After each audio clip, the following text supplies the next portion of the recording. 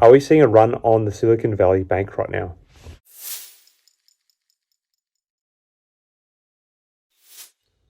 Hi again, everyone. I hope you're all doing well. So today, SVB Financial Group, ticker symbol SIVB, saw its shares plummet by more than 62% after the bank launched a $1.75 billion share sale to shore up its balance sheet and navigate declining deposits from startups struggling for funds amid increased spending. This has resulted in the bank's biggest loss in 25 years. SVB Financial Group, also known as Silicon Valley Bank, is a crucial lender for early-stage businesses, and the bank is the banking partner of nearly half of US venture-backed technology and healthcare companies that listed on stock markets in 2022.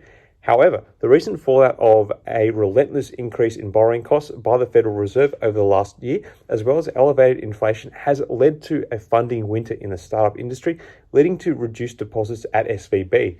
According to SVB's CEO Greg Becker, venture capital funding could remain constrained in the near term, while client cash burn has increased in February. As a result, some startups have been advising their founders to pull out their money from SVB as a precautionary measure, which is kind of a run on the banks in a sense.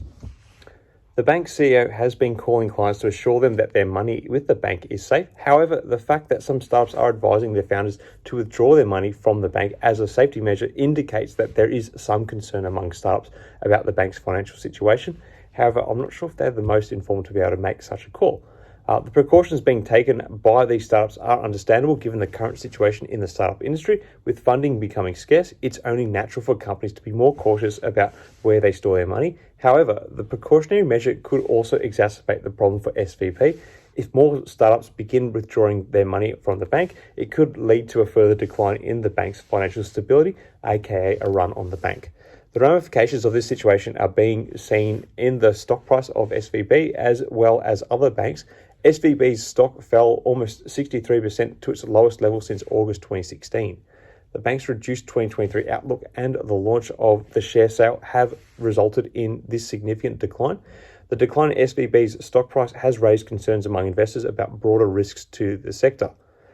In addition to SVB, other banks have also been affected by the situation. Shares of First Republic, a San Francisco-backed bank, sank by more than 16.5% after hitting its lowest levels since October 2020.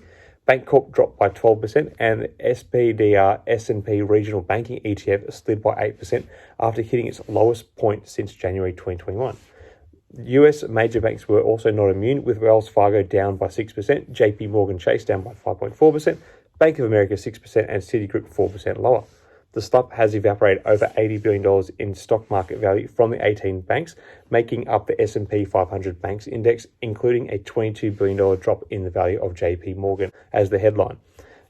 Despite the latest concerns, analysts at brokerage firm Wedbush Securities said the bank had received significant proceeds from selling securities and raising capital. They do not believe that SVB is in a liquidity crisis. However, the bank's long-term local currency bank deposit was downgraded by ratings agency Moody's.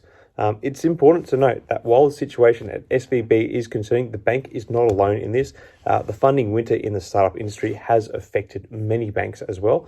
The recent rise in inflation and borrowing costs has made it more challenging for banks to operate in this environment, and especially given the nature of the tech industry, which is what's dominating the startup industry. However, it's essential to remember that these banks are heavily regulated as they have measures in place to ensure their financial stability. So in conclusion, the recent turmoil at SVB Financial Group has caused concerns about broader risks in the sector, and it remains to be seen how long the fallout will last. While the bank's bonds were not doing as poorly as its equity, the ratings agencies Moody's downgraded the bank's long-term local currency bank deposit, indicating that the situation is not yet stable.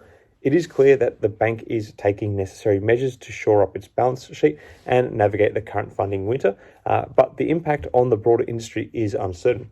Investors and analysts will continue to monitor this situation closely, and it is likely that further developments will be news dependent. However, it is important to remember that the SVB Financial Group is a crucial lender for early stage businesses, and its ability to weather this storm is vital for the health of the industry as a whole. Ultimately, only time will tell how this situation will play out.